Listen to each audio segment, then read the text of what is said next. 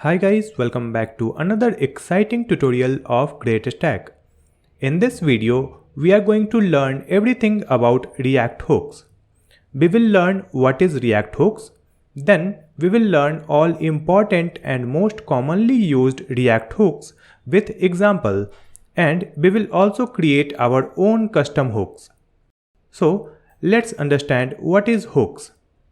Hooks are special functions that allow us to use a state and other React features in functional components. Earlier, we used to create React app using functional component, then we did not have access to the state management and lifecycle methods. To access these features, we had to add the class components. So this was the problem with functional component. But after introducing React hooks from the version 16.8, we can now use the state management and other React features without writing class components. In other words, hooks are the functions that makes functional component work like class component. Hooks made React functional component so easy to use.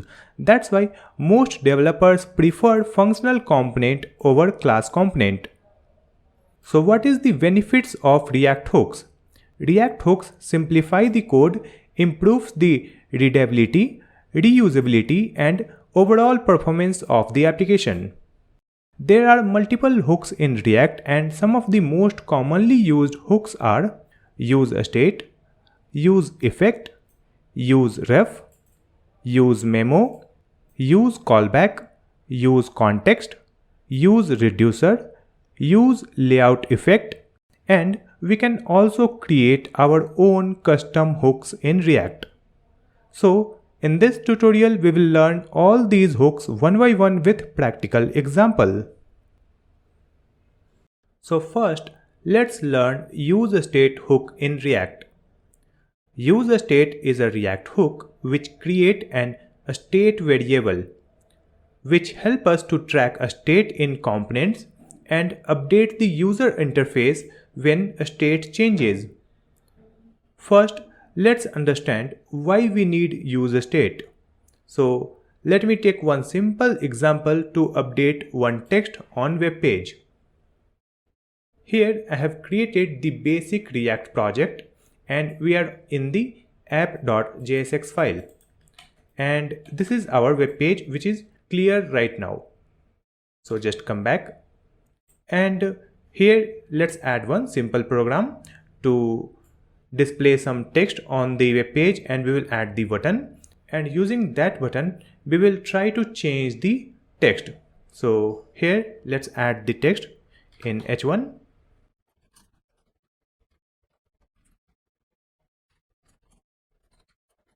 My favorite color is red. Then we will add one button, and here we will add the text blue. If I open the web page, here we have this text and here we have the button. Now we have to remove this color from here and we will store it in one variable. So here let's add one variable. We will add let color equal to red, and we can add like this color variable. So after that we will open the web page. So you can see my favorite color is red, and when we change this one we will make it blue. So you can see here it is displaying color blue, but I will keep it red, and when we will click on this button it should display blue. For that we will create one function. So on this button we will add the onClick, and here we will pass one function. So we'll add the function change color, and add this function here. Just add const change color and one add a function. So here let's add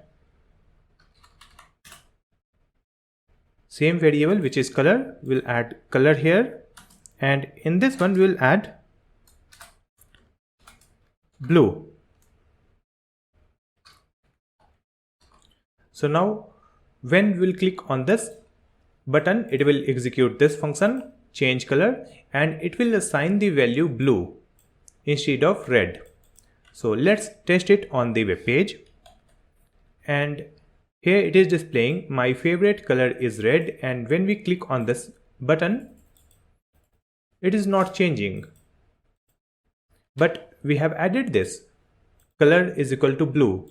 So why it is not working? Let me add console log, and here we will display the updated value of this variable which is color, and open the web page. Let's open the console tab. Now if I click on this button blue, you can see the text in this console, it is displaying blue, right?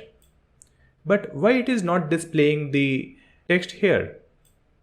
So the value is getting updated and it is getting printed in this console, but it is not updating the UI. For that we have to use useState hook. So let me solve this problem with useState.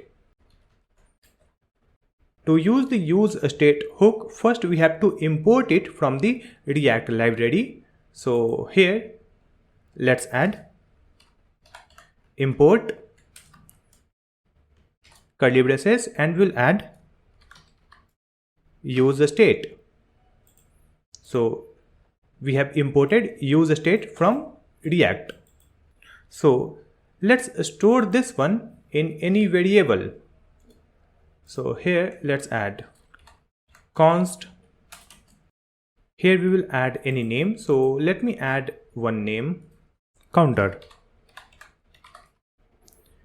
equal to, and we will add useState,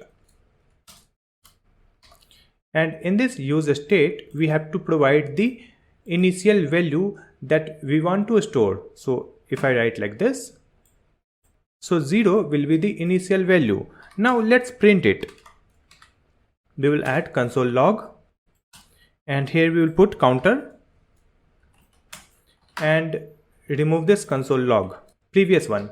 Save the changes, and in this console you can see here we have one array. Let me expand this array.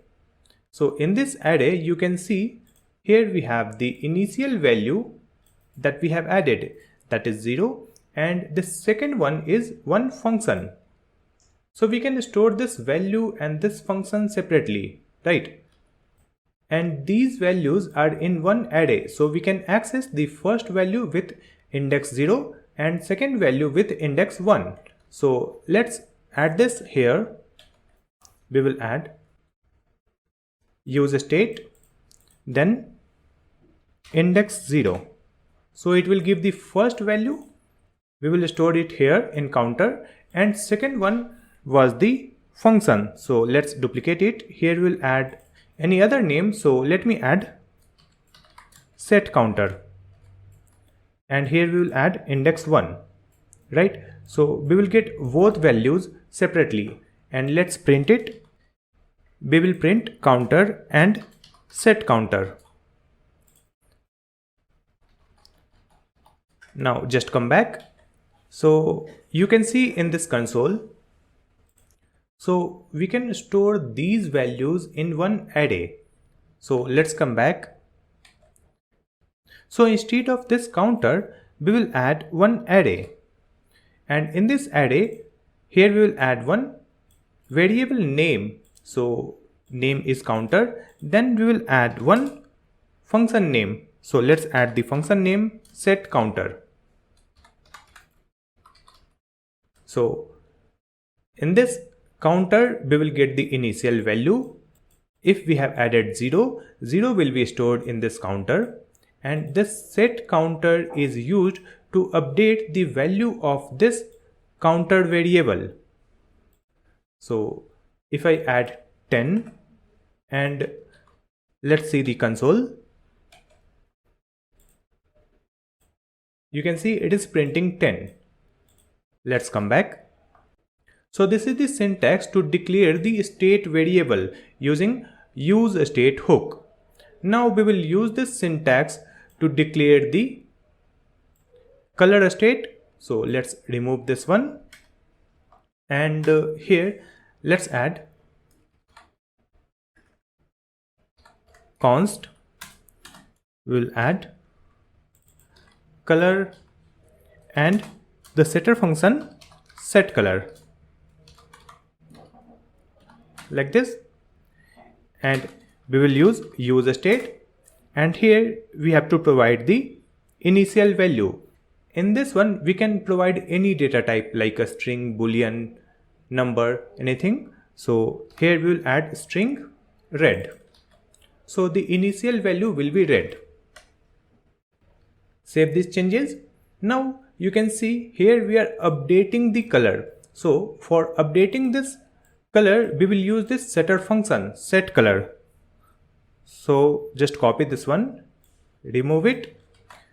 Here just add set color, and in this one if we pass blue, it will change the state variable value and it will also update the UI. So after adding this, save the changes and let's see the web page.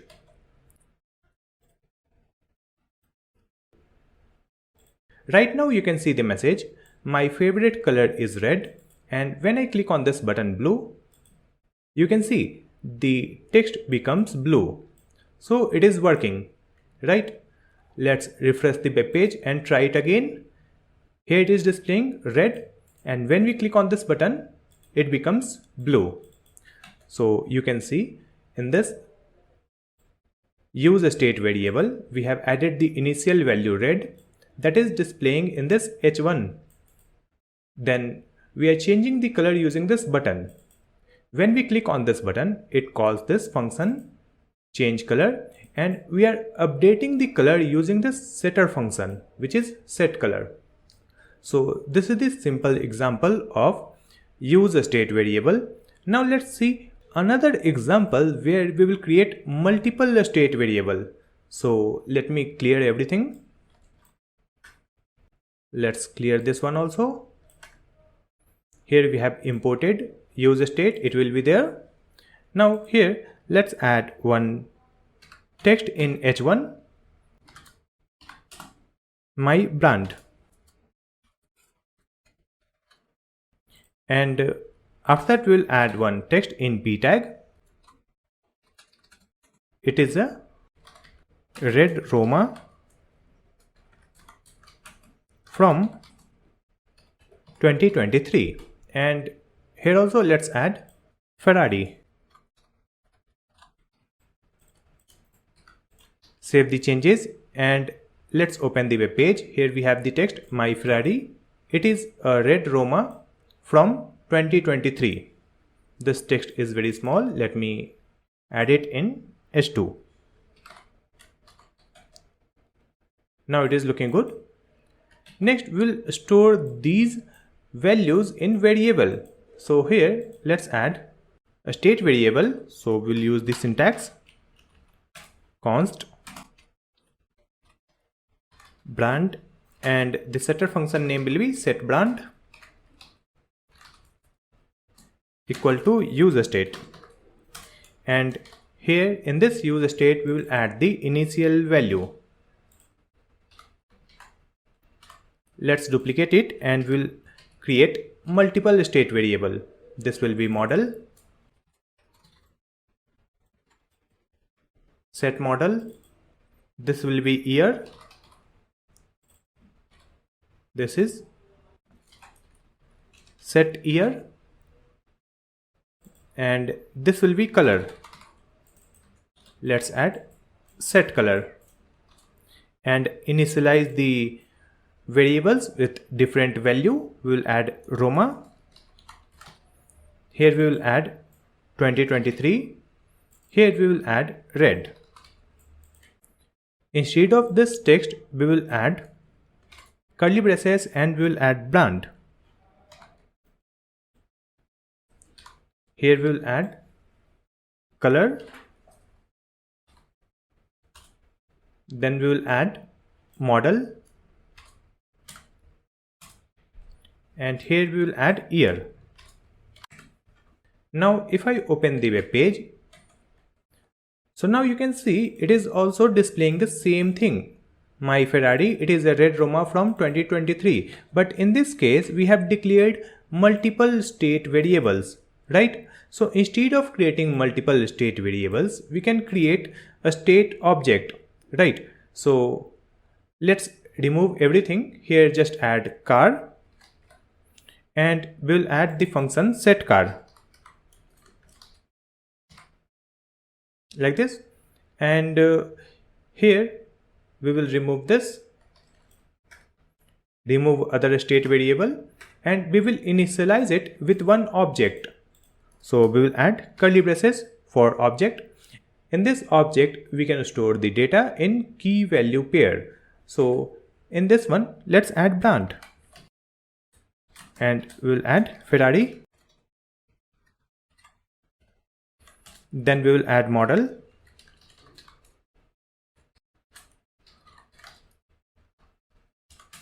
Then year.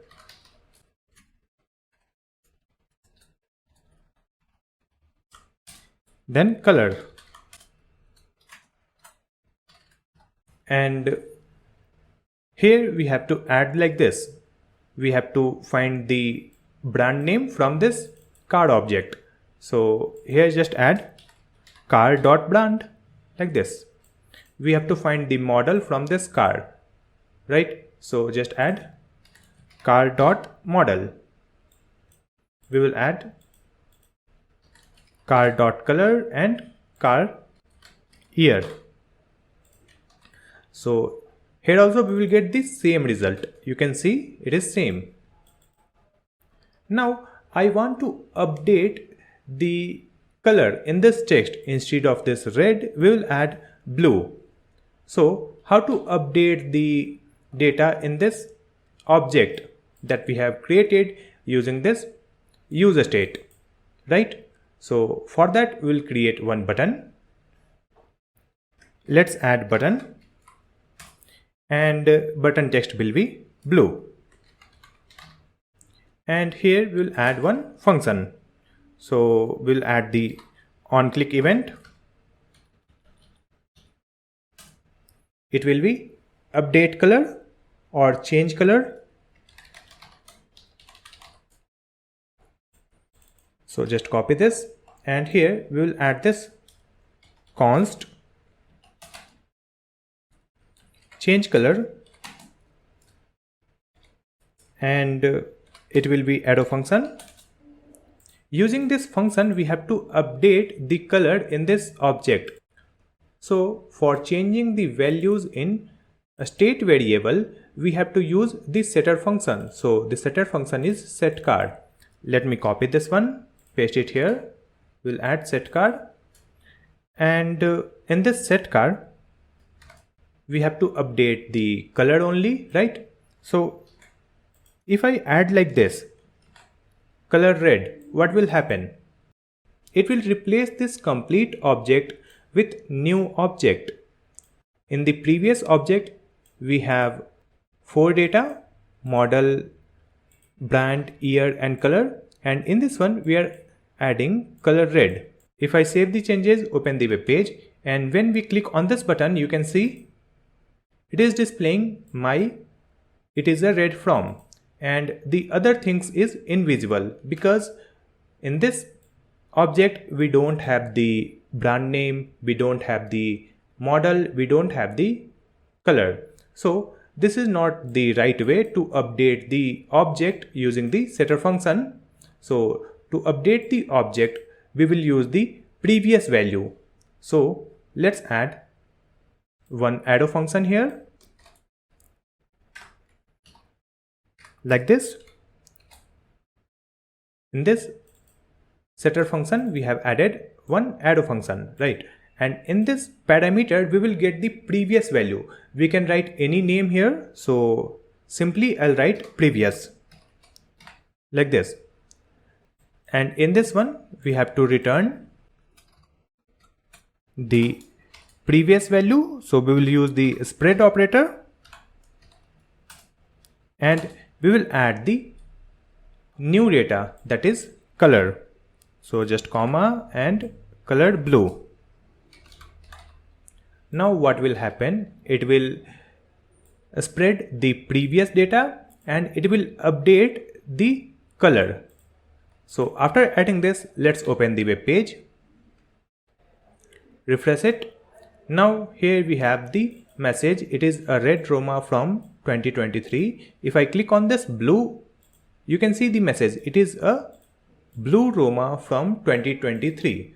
So it is updating the user interface and it is updating this object also that we have created in the useState variable. Instead of this priv, we can write any name. Suppose we add car and here also car. It will work. You can see when I click on this button, it is working. It is displaying blue. So in this parameter, we will get the previous value and we can spread that previous data, then add the new value that you want to update. So this was another example of useState hook where we have stored the object in useState variable. Now let's see one more example of updating a state based on previous state. So let me clear everything and let's clear this text. Here we will add title, count, and let's add 0. And here we will add on click, and in this button text we will add increase, and here we will add the function that will increase the count. So just add increase count. Next, here we will add the state variable. So just add const. It will be count. Then setter function name set count equal to useState, and initial value will be 0, and instead of this we'll add count. So this will be count 0 on the web page.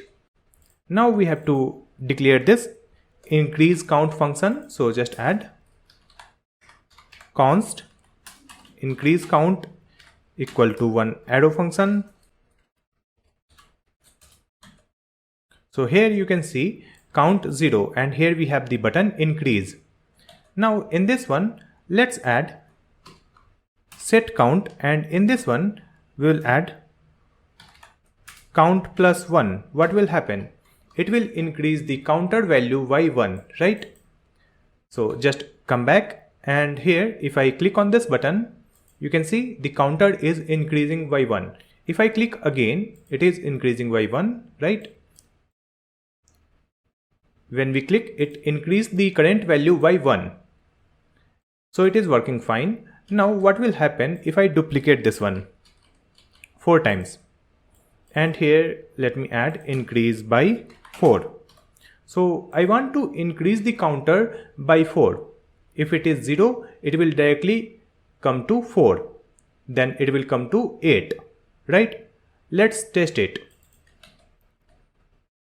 Refresh this one. So the count is 0.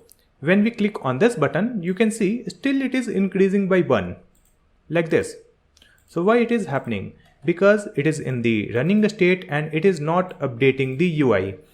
When we will add this set count for the first time, it will get the value from here, initial value, and it will be 0 plus 1 is equal to 1. Again here also it will take the initial value that is stored here, and it will be 0 plus 1, 1. Here also it will give 1, and this is also 1. So that's why the counter is increasing by 1 when we click on this button. Now how to update this counter by 4? For that we have to use the previous state value. So let me remove this comment. And instead of increasing the count directly, let's add one arrow function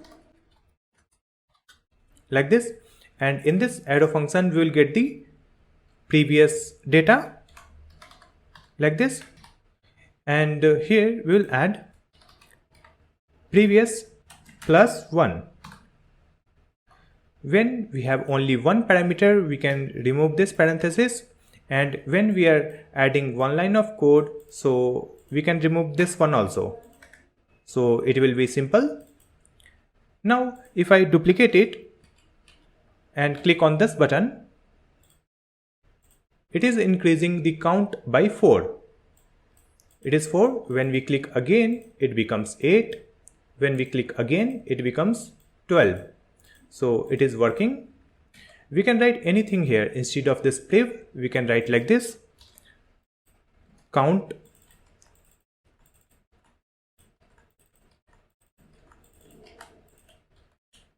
you can see it is also working. 32, then 36, 40, right? So what is happening here? First, it will take the previous value, that is 0. So 0 plus 1 will be 1. Then the previous value will become 1. And here it will do 1 plus 1 is equal to 2.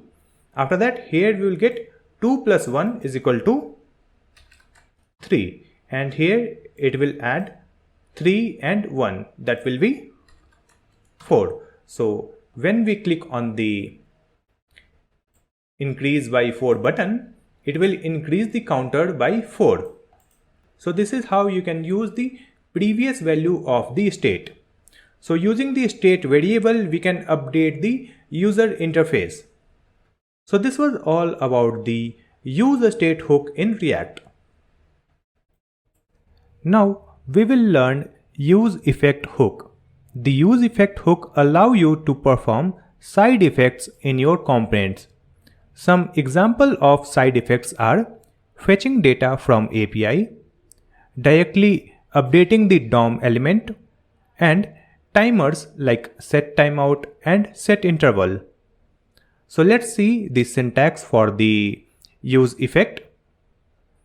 To use the useEffect, we have to import it from the React library. So we can import like this, curly braces, useEffect from React. We can also import this in same line. Let's move it here, put a dot here, just add one dot, remove this line. So in the first line, we are importing React and useEffect from React library. Or there is one more option. Let me remove it, and here if I type within this function component, we will add useEffect and select it from this snippet. You can see automatically it will import this one from React library. So let's see the syntax. To use the useEffect, we have to provide two things. First one is the callback function, and the next one is dependency. So let's add D. So this callback function is required, but this dependency is optional. We can remove it like this. It will also work. We can just add the callback function in this useEffect. But if we add the dependencies, so we have to add it in the array like this. We can use the empty array also, and we can add some variables in this array. So there are three ways to use useEffect. The first one is without any dependencies, and the second one is using empty array, and the third one is using array with variables. Like we can add number of variables here with a comma, within this a square bracket. So let me remove it, and now let's understand it with one example. So here we will display one counter that will display how many times component gets loaded.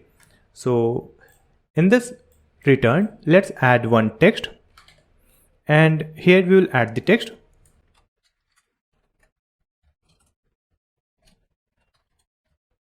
I have rendered 0 times.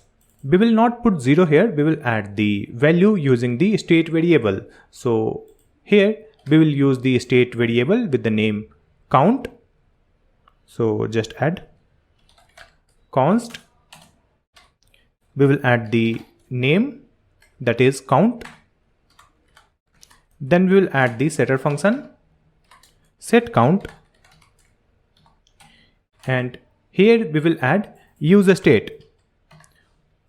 For useState also we can select it from this snippet and it will automatically import this useState from React library. So in this one we have to provide the initial value for useState. Let's set it 0. So the count will be 0 and we will display this count in this message like this. So after adding this, if I open the web page, you can see the message, I have rendered 0 times. Now I will add one timer function that will update this counter value y1 after 2 seconds. So for that, let's come back. Here we will add the useEffect. Just add useEffect. And we will use the first option. We will use the useEffect without any dependencies. So here in this useEffect, we have to provide one callback function. So let's add one arrow function. And in this function, we will add the timer function like set timeout. So just add set timeout. And in this set timeout, there will be one function. And this function will get executed after 2 seconds. So let's add 2000 milliseconds. So this timer function will increase the counter value y1. So to change the counter value, we have to use the setter function, that is set count. So let's copy this one, set count, and here we will provide the previous value. So just add count, then arrow function, it will be count plus 1. So it will increase the counter by 1 after 2 seconds. Now if I save the changes and let's open the web page, you can see it is increasing the counter. But here we have one problem. Let me refresh it. You can see it is directly going from 0 to 2. It should go 0, 1, 2 like that, but it is going like 0 and 2. To fix this one, let's come back and we will open main.jsx file. So this problem is happening because of this React strict mode. React strict mode is additional runtime checks in the development environment to make sure your app is safe. So to turn it off, we have to remove this one. Just remove this. That's it. Now if I open the web page, you can see this counter will start from 0 and it will go 1, then 2, then 3. So at every 2 seconds, it is increasing the value by 1. Now here we have another problem, like you can see we have added set timeout. So the set timeout executes the function only one time. So it will increase the value by 1, that's it. But why it is increasing continuously? It is increasing the value continuously after every 2 seconds. So why it is happening? It is because we are using this useEffect without any dependencies. So when we use the useEffect function without any dependencies, then it will execute this callback function whenever any state change in this component. So you can see here we have the count state, right? So this count state is changing at every 2 seconds, and when the count state is changing, it will again execute this callback function. That's it. Let's understand it again. Here we are using useEffect without any dependencies. So whenever we are using useEffect without any dependencies, then it will execute this function whenever any state change in this component. So in this component, this count is changing at every 2 seconds. So at every 2 seconds, it will again call this function. And when this function will be executed, it will increase the value by 1 at every 2 seconds. That's why it is continuously increasing the value by 1 for this counter. Now let's see the second example. If we add one dependencies, so we will add the empty array. So here we have the useEffect, right? So here let's add comma and we will put empty array. So in this useEffect, we have added one function. This is the callback function, and here we have added one empty array. So whenever we are using the empty array, then it will execute this callback function only once when the component gets loaded, right? So let me save the changes, open the web page.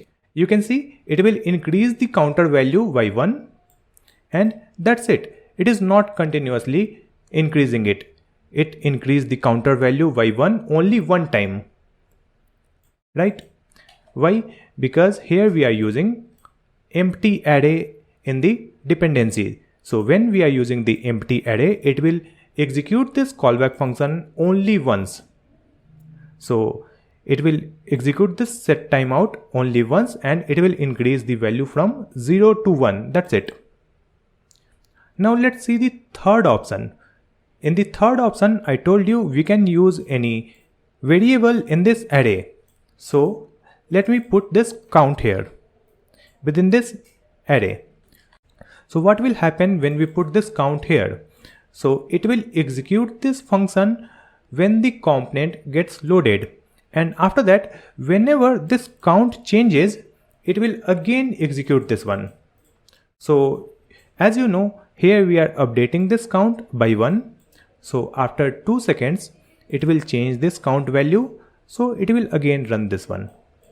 Let me show you this on the web page. So you can see it is increasing the counter value by 1 at every 2 seconds. So why it is happening this time? Because in the dependencies I have added count. It means whenever count changes, it will again execute this callback function, and it will also execute this callback function when the component gets loaded first time, and whenever the count changes, it will again execute this function. And here we can add multiple values, multiple variables. Suppose in the application we have other variables like name, set name, and great stack, right? So we can put this one also. So whenever this name will get changed, then this function will get executed. So we can add multiple variables, multiple state in this array. So this was all about the useEffect hook in React. Now we will learn about useRef hook. So what is useRef? useRef is a React hook that allows us to create mutable variables which will not re-render the component. It means when we create the variable using useRef, and when the variable value changes, it will not re-render the component.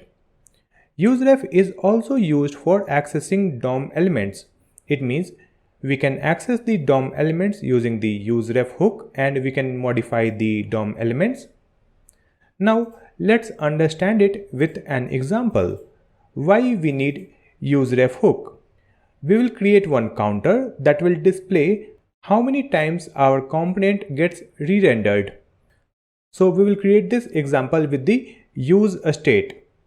So let's add one useState variable. We will add const, then variable name, that is value, and setter function is set value.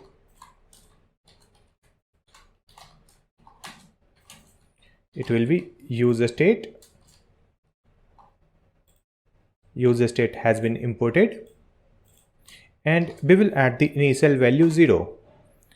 Now let me duplicate it, and here we will add count that will display the number of count. So let's add the setter function set count and initial value is 0. Now we will display this on the web page. So here let's add one button and the button text is -1 that will decrease the counter value by 1, and we will add one more button. It will be +1 that will increase the value by 1, and within this we will add the value. So just add the h1 tag and we will place this value like this. After adding this, let me open the web page.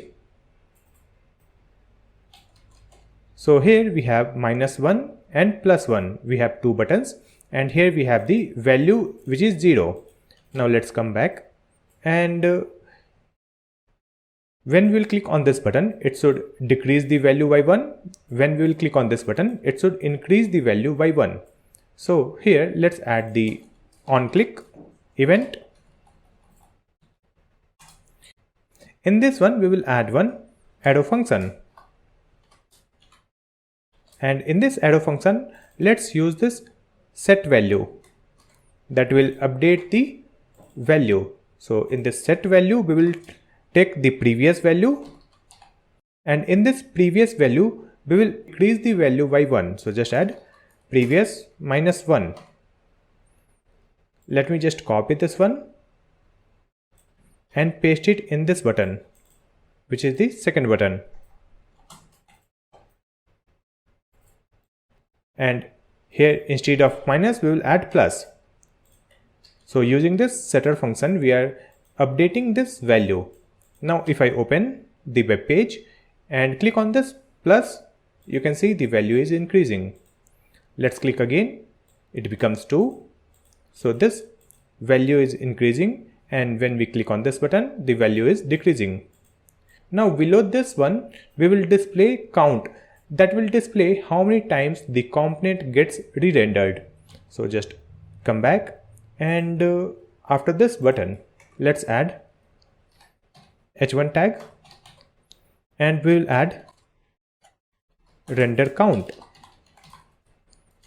Just insert this count that we have created using useState. So till now we are not using the useRef, we are using useState. So let's see what happens. Here we have render count 0, right? Next we have to increase this count whenever the component gets re-rendered. So here let's add useEffect. Click from this snippet, so it will import this useEffect from React library. Now in this one, we will add one arrow function and use this set count. Here we will take the previous value and increase the previous value by 1. So previous plus 1. In this useEffect, I am not using any dependencies. So what will happen? So when we use this useEffect without dependency, then this function will be executed whenever any state changes. So save these changes and let's open the web page. So you can see this counter is increasing continuously. So here we are facing one issue. This counter is increasing continuously, so it will run this counter in infinite loop. This problem is happening because useState itself causes re-rendered. Let me explain it again. Here we are using useState for this counter or count. So whenever the component gets rendered, this count value is getting increased by 1. So whenever this count value gets increased by 1, again it will re-render the component, because whenever this count gets updated, it will change the state and it will re-render the component. That's why it is running this count till infinite. So to solve this one, we will use useRef hook, because the useRef does not re-render the component when it is changed. So let's come back. We will replace this one. Let's remove it. And instead of this, we will add the counter using useRef. So let's see the useRef first. So let me remove this one also. Remove this count also. Now this web page is working. Let's come back, and here first we have to import the useRef. So we can add like this, useRef from React library. Now let's add const count is equal to useRef, and in this useRef we have to add the initial value, and this is optional. Let me add 0. After adding this, let me just print this count in console. Just add console.log count like this. So we have used this useRef hook and stored it in count. Now we will print this count in console. Let's see. We will open the web page, open the console.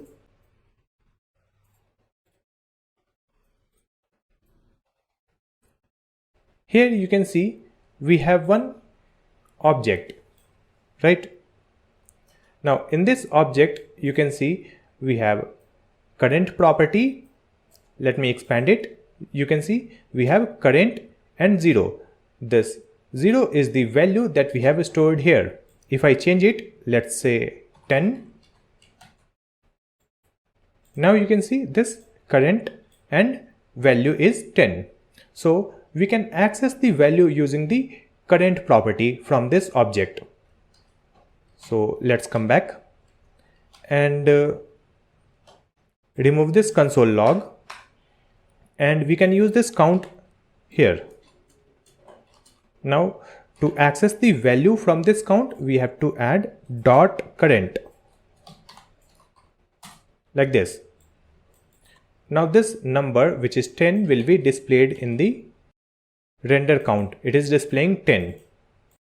Now let me remove this fixed value. I will add 0.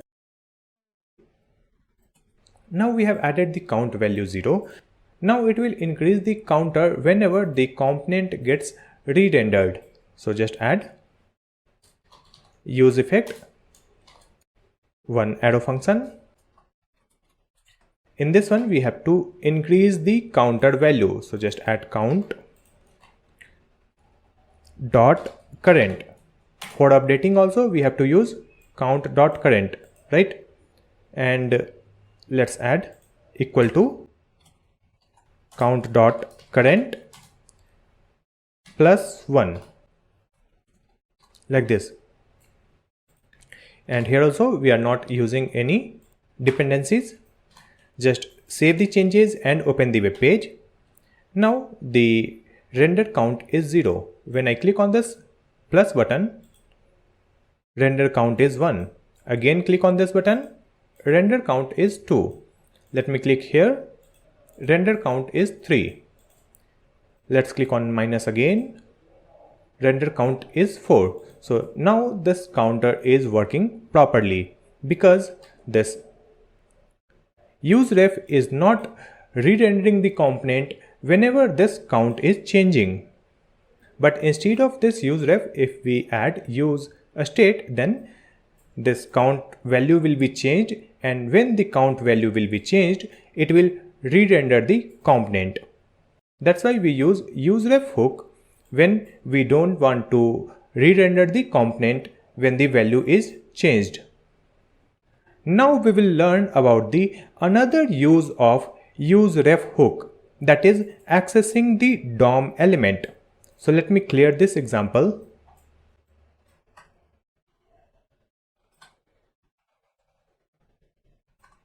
And let me clear this also.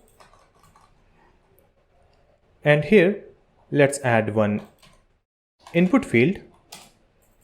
After that we'll add one button, and in this button we'll add click here. Let me open the web page. You can see we have one input field and one button, click here. Now let's come back. Here we will add const and we will select this input element. So let's add input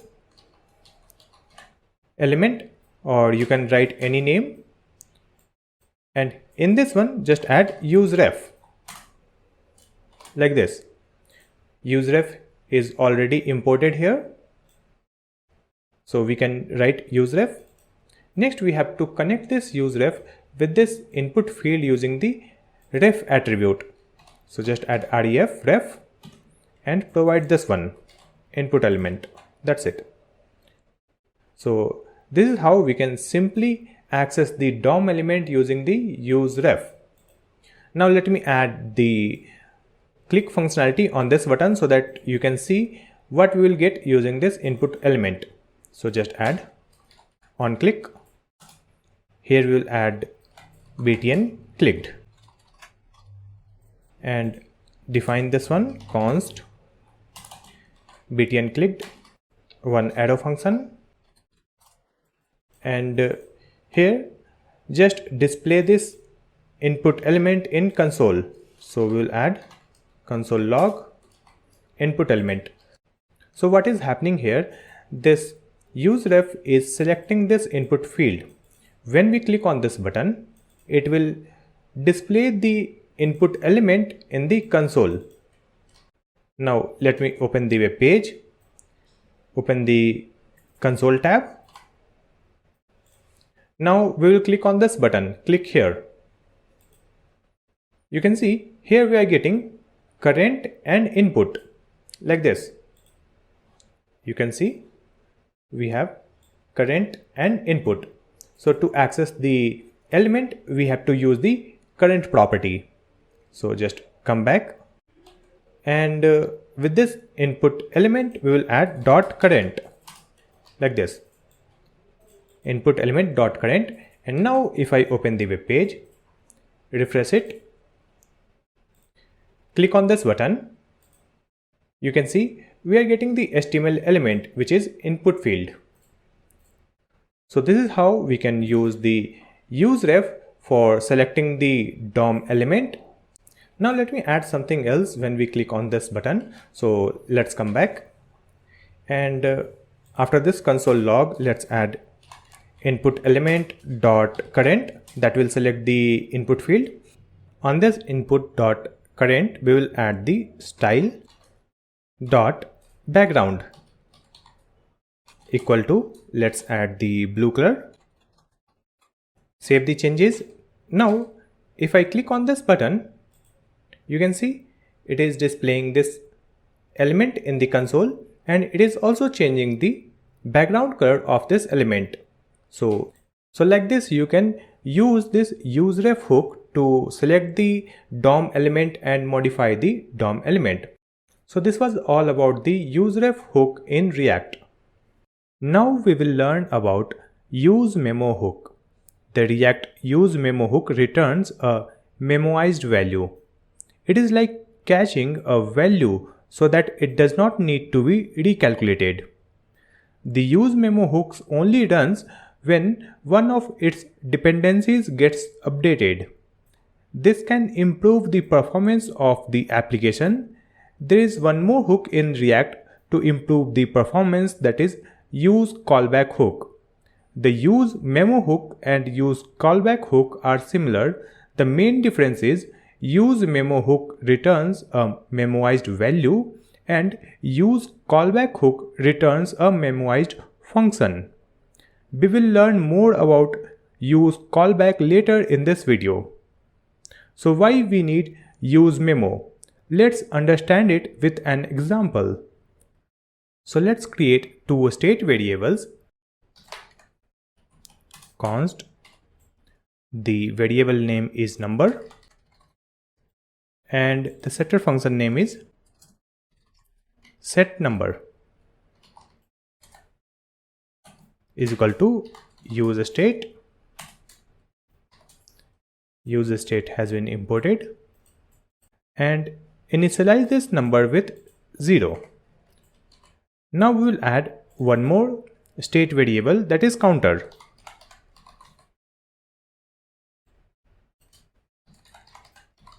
Setter function name is setCounter, and here also the initial value is 0.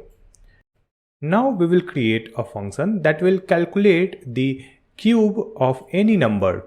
So let's add one function, cube num, and here we will add the parameter num, and let's add console.log, and in this one we will add a message, calculation done. And after that we will add the return statement, and it will return the cube of this number. So for that we will use math.power and provide this number, then provide power 3. So it will return cube of this number. Now we can store the result in any variable. So let's add const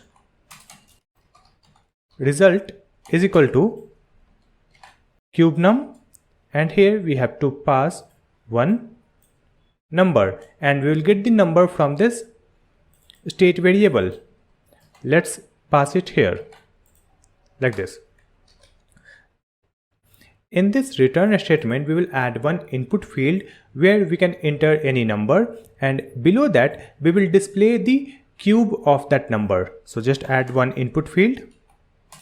Input type will be number, and below this input field we will add one title in h1, and here let's display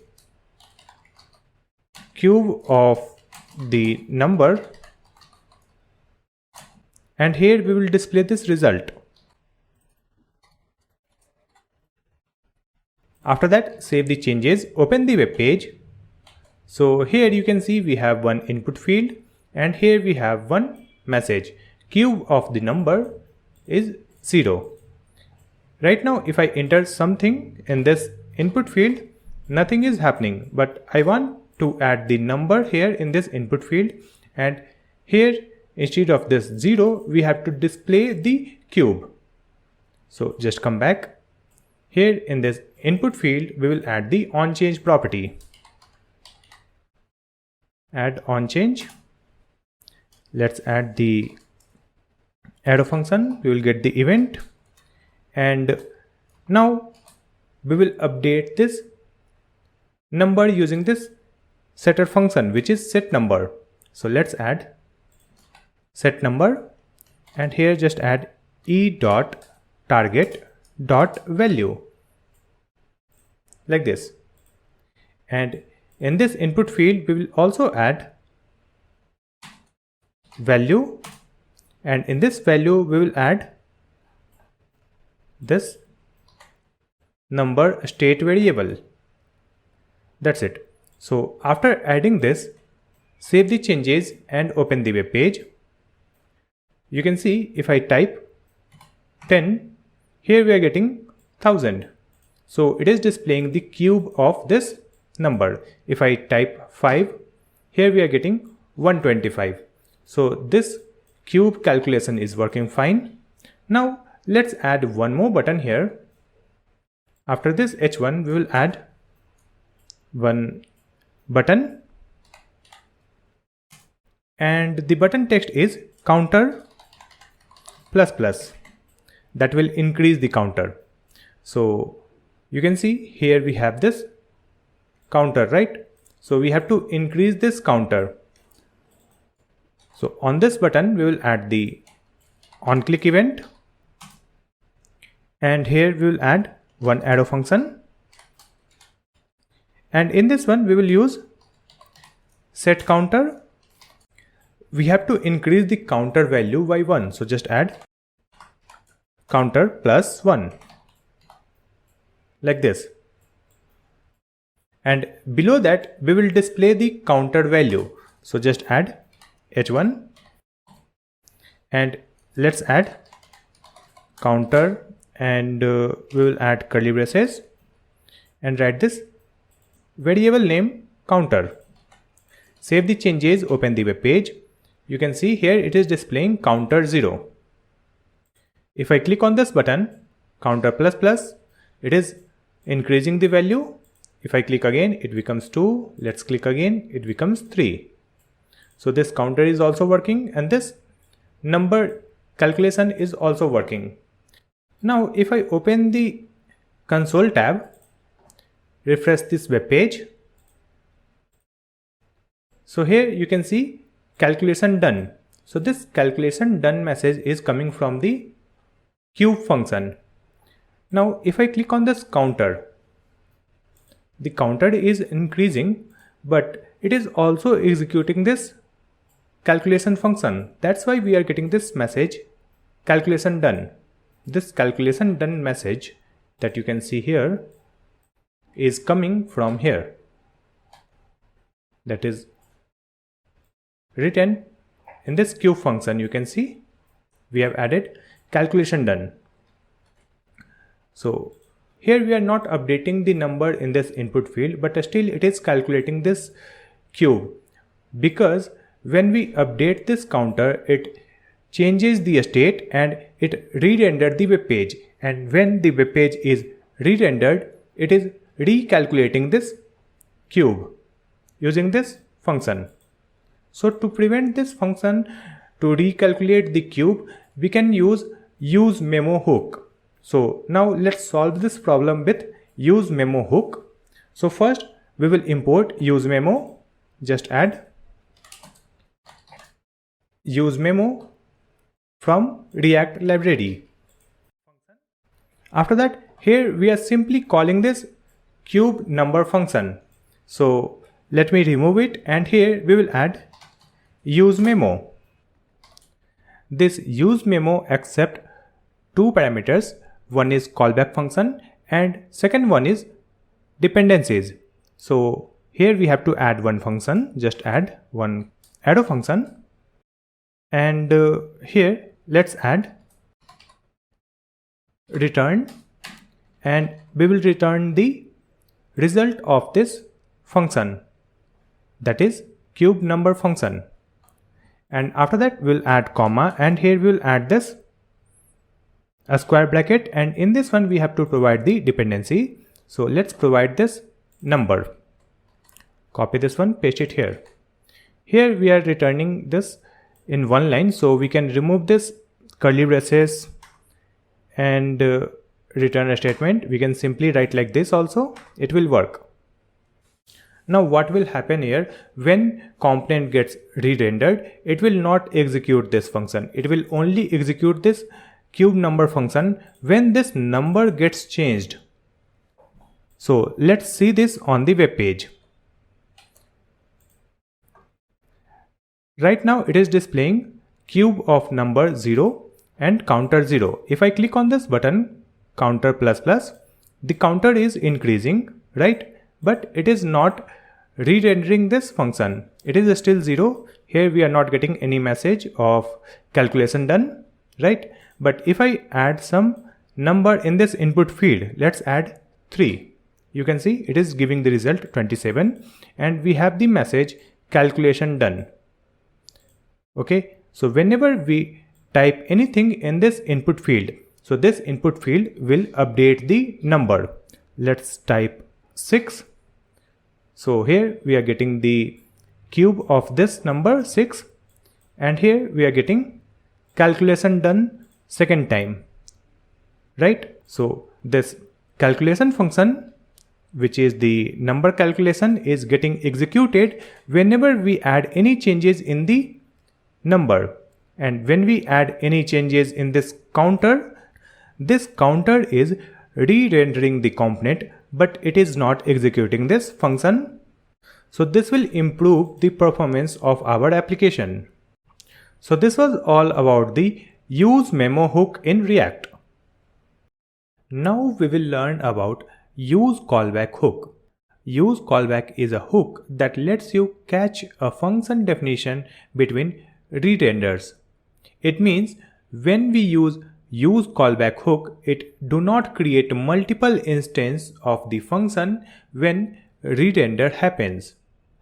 Instead of creating new instance of the function, it provides the catched function on re-render of the component. So why we need useCallback hook? Let's understand it by taking an example. So first we will create one counter. So let me create it quickly. Here I have added one useState variable.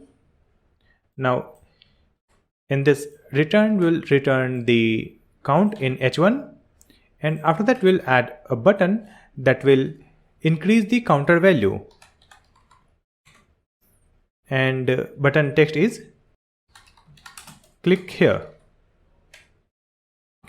and here we will add the on click event that will increase the value. Let's add one arrow function, and to update the counter we have to use this setter function, which is set count. So just add this set count.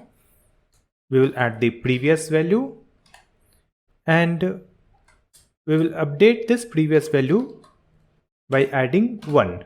That's it. And here we are using useState, so we have to import it. So in this import statement we will add comma, curly braces, useState from React library. Now save the changes and open the web page. Here you can see we have the counter value 0, and we have the button that will increase the counter. You can see it is increasing the value. Now we will create a new component, and the component name will be header. So let me come back to the VS Code, and in this src folder we'll create a new folder with the name components.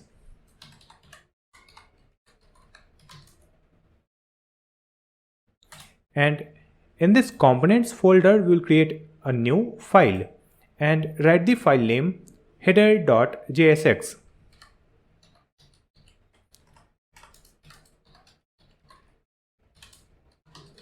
So we have created a new component header. We will add RAFCE. Now in this component we will add a message in h2 header, and here we will add one message in console also. So just add console log, and the message is header rendered. Now we have to mount this component in this app component. So here before this h1 let's add header. We will select it from here, so it will import this header from components/header. Close this tag. So in this app.jsx file we have mounted this header component. After that we have this counter, then we have this button. Now if I open the web page, you can see here we have the header that is coming from the header component, then we have the counter and this button. Now let me open the console.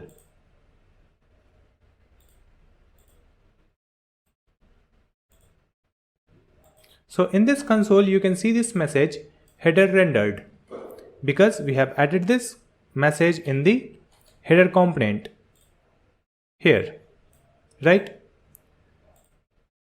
Now let's come back to the web page again, and now when we click on this button, click here, let's see what happens.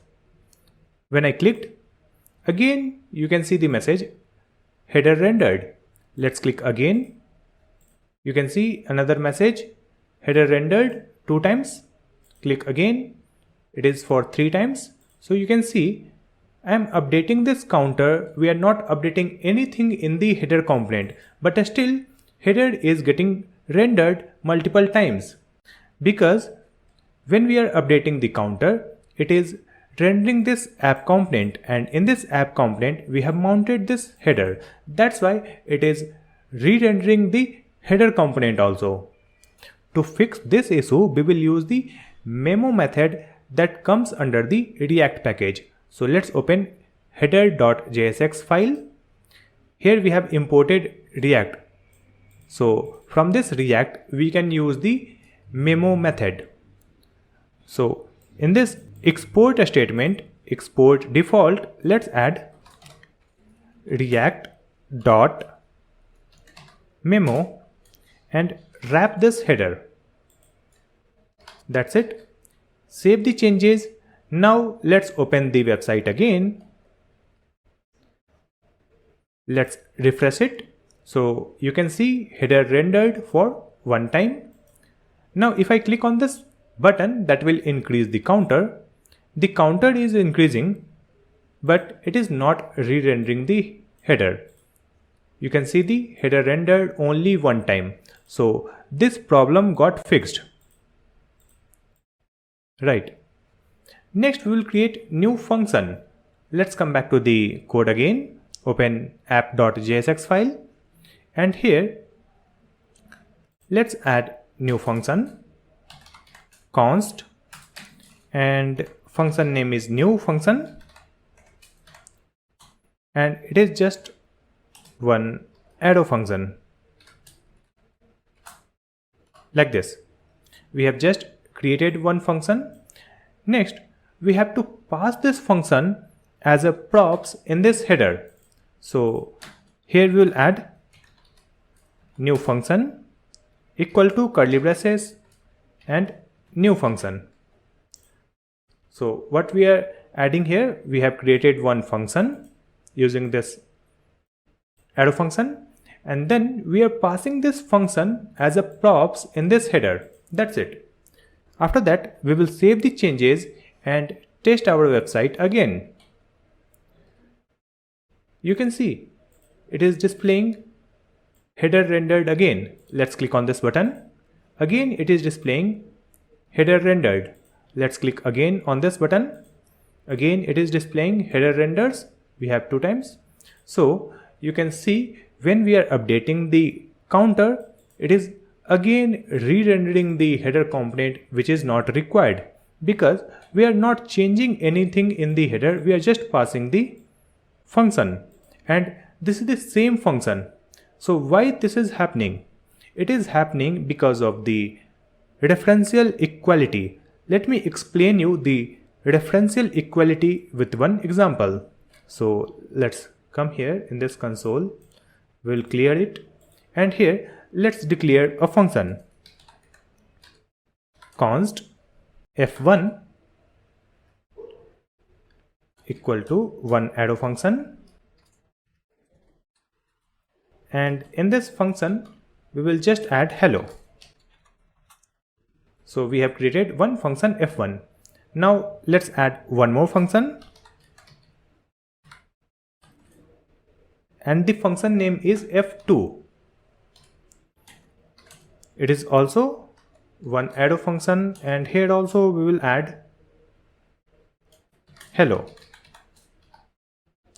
Now we have two functions f1 and f2.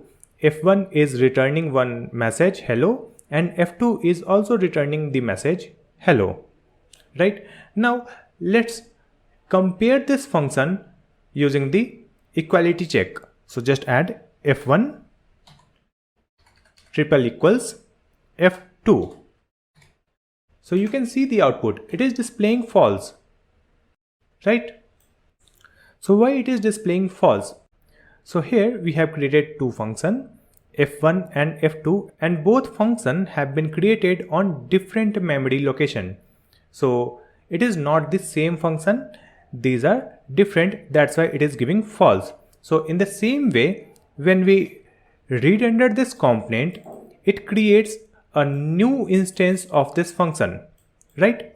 And when we are mounting this header component and providing this new function as a prop, so every time we are passing a new function. So when the props is changing, that's why this header component is re-rendering again. Let me explain again. When we re-render this app component, why this app component is getting re-rendered? Because we clicked on this button that will update this count, and when this state is changing, it will re-render this app component.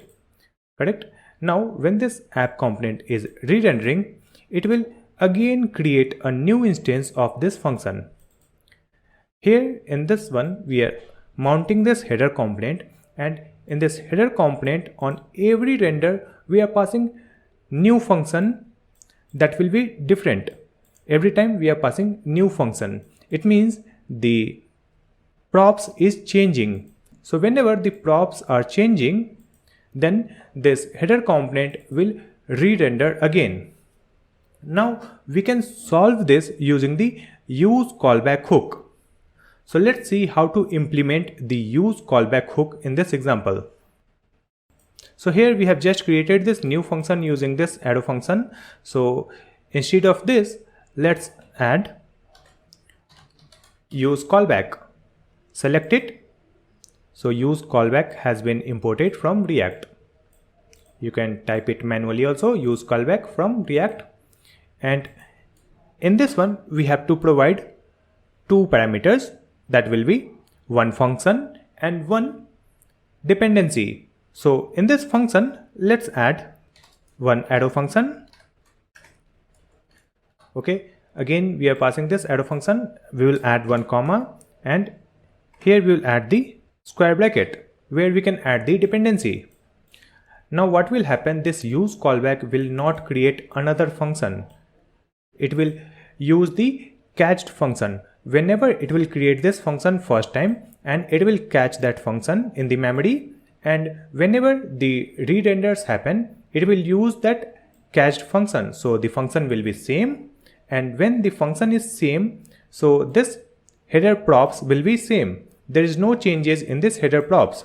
So when the prop is not changing, then header will not re-render again. Let's see.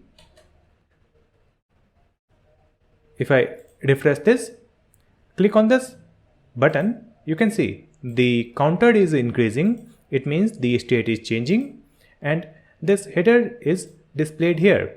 But this header is rendered only once. It is not re-rendering. So we have fixed this problem using the useCallback hook. Now let's come back to the code and see when this useCallback will create a new function. So in that case, we have to provide any dependency here.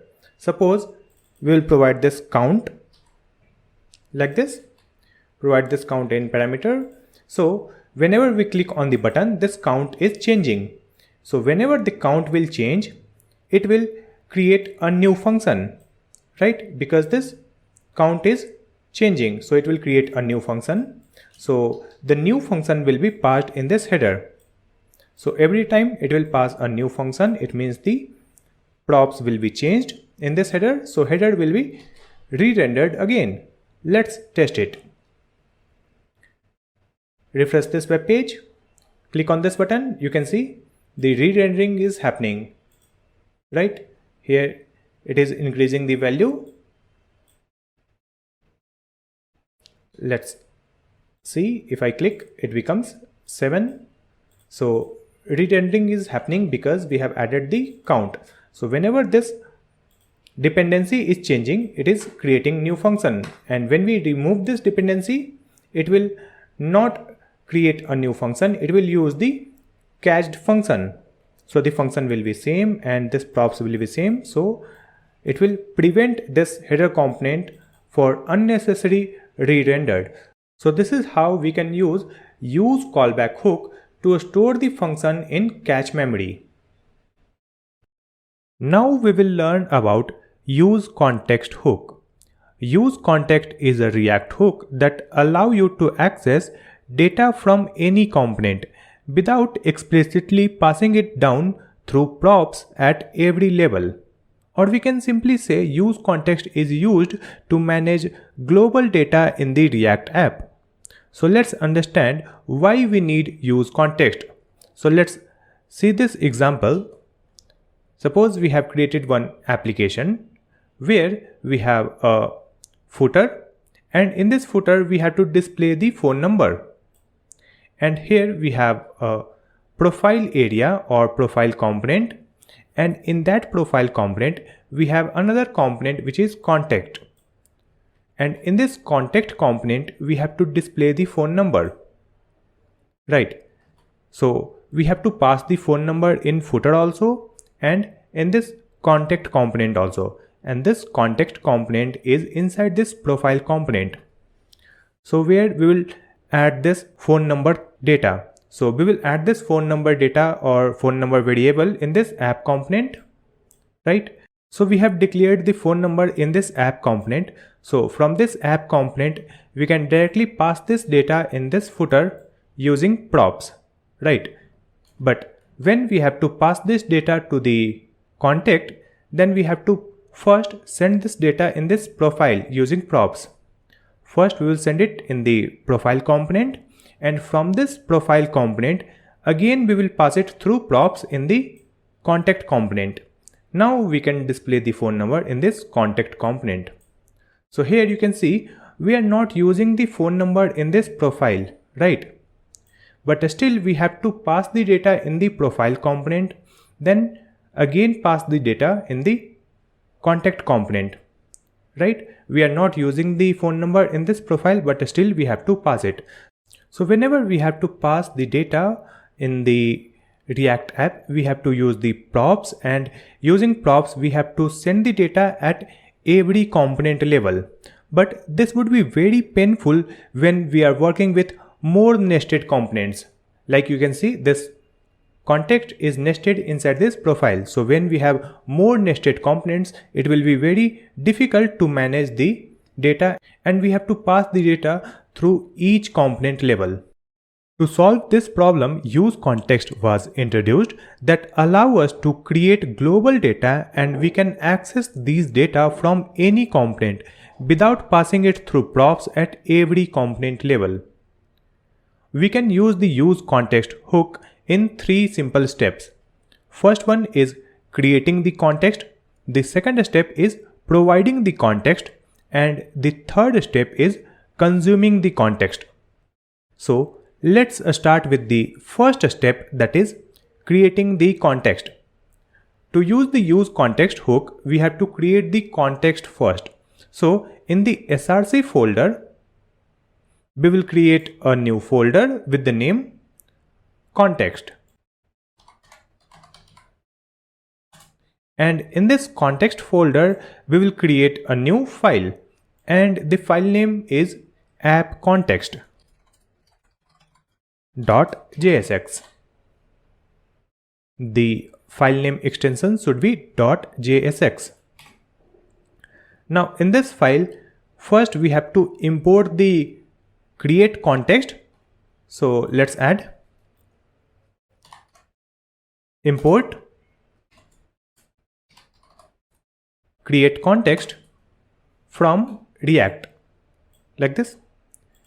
Here we will add const, then app context equal to, we will use this create context. So now we have created this app context using this create context, right? Here we have to export this one. So let's add export. Next we will create one provider function. So just add const. Let's add context provider. It will be one arrow function. And in this parameter we will pass props.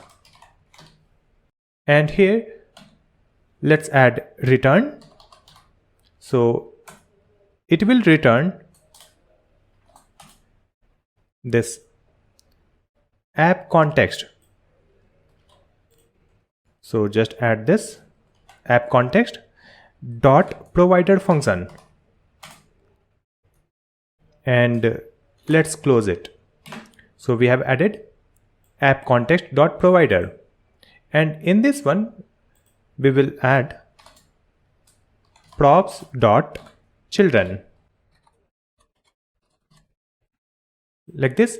And here we will add value, and this value will be returned to the components where we want to send the data using this context.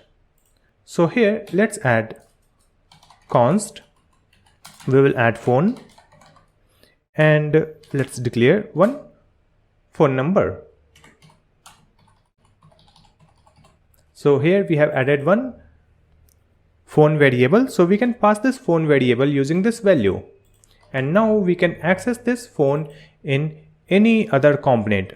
But before that we have to export this context provider, right? So here let's add export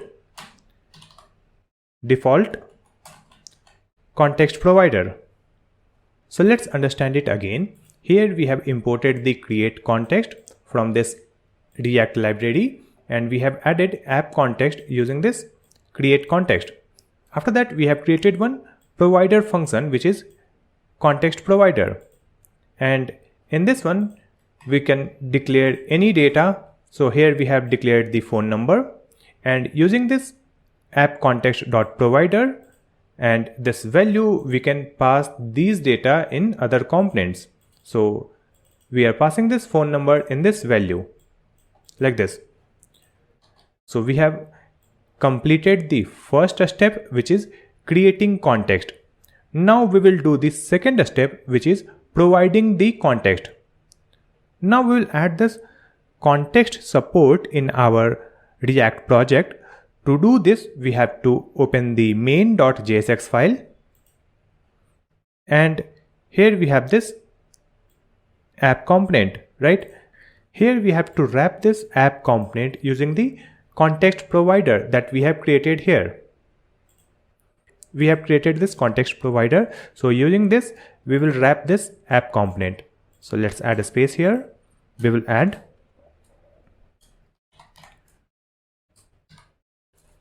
context provider, close this one, and here we have the closing tag. Let's move it here after this app, like this. So you can see this context provider has been imported from this context folder app context.jsx file. So you need to add this import statement also.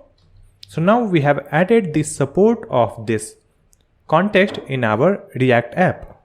So now all the components inside this app component can access the context data. Now we can use this context in our components. So let me create multiple components first.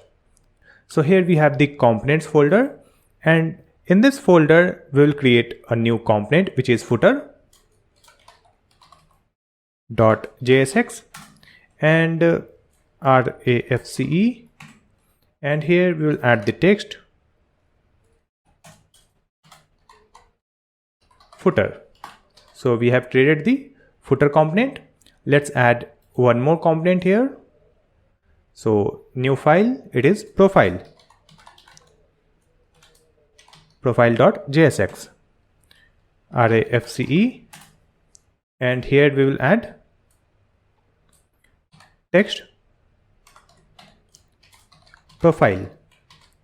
Let me add one more component. This is context.jsx, RAFCE, and here we will add the text contact. Next we have to mount this profile and footer component in the app component. So open app.jsx file, and here let's add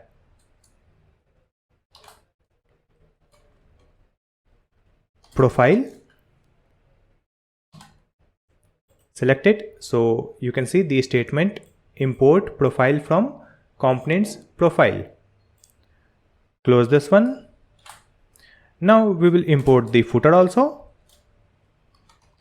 So we have mounted this footer component. You can see the footer import statement here. After that, if I open the web page, you can see profile and footer. So the profile and footer has been mounted on this app component. Now inside this profile component, we have to mount the contact, right? So let me open this profile, and inside this profile we will mount the contact component. Close this tag. So we have mounted this contact component and imported this contact from this contact.